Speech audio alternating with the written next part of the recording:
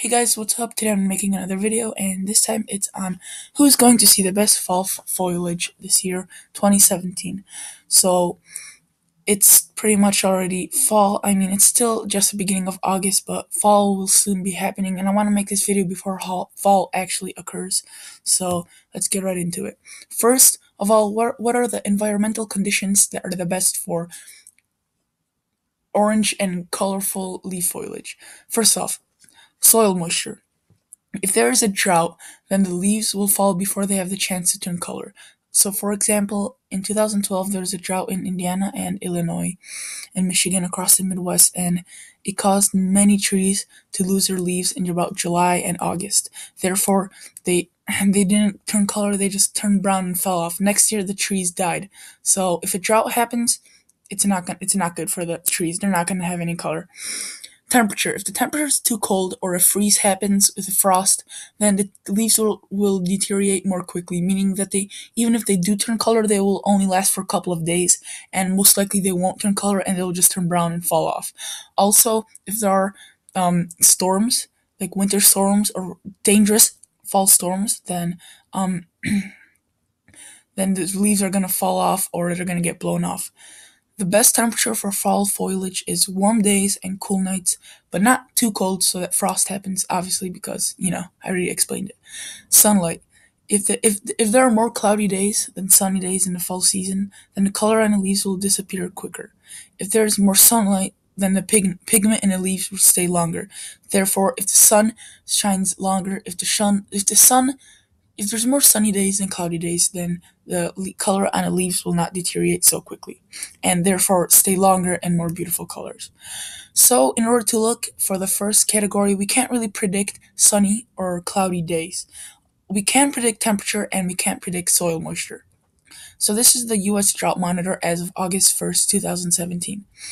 As you can see, most of the country is out of drought, but there are a few areas where it's abnormally dry in the yellow, and then in the sandy color, which is moderate drought, the orange color, severe drought, the red, extreme drought, and the dark red, exceptional drought. So you could see Maine a little bit, let's say S, which means short term, typically less than 6 months. So this drought most likely isn't going to stay these in Michigan, Illinois, but the real drought that's concerned is here in California, where there is an L, and where there is an L up here in North Dakota, South Dakota, parts of Minnesota, and Montana. So there is also some extreme hot temperatures in the Northwest, which might cause the drought to go up in a few weeks, but as of now, this is how it looks like. We also want to look at the precipitation outlook. The precipitation goes along with the soil moisture. So you could see any drought that's in Texas right here in this area will pretty much get eliminated because this is cut off, but say September, October, November, and October, November, and December. So it's above average in the areas where there is drought, so that drought's going to get canceled for sure. But areas in the upper plains and California and Arizona, those areas, not so much. It's not going to get canceled. We also need to look at the temperature outlook. So as pretty much across most of the country, it's going to be warmer than average. Some spots are going to be warmer than others, but overall, the country is going to be warm. So based off the temperature outlook, everyone's going to have a better chance for seeing colorful leaves.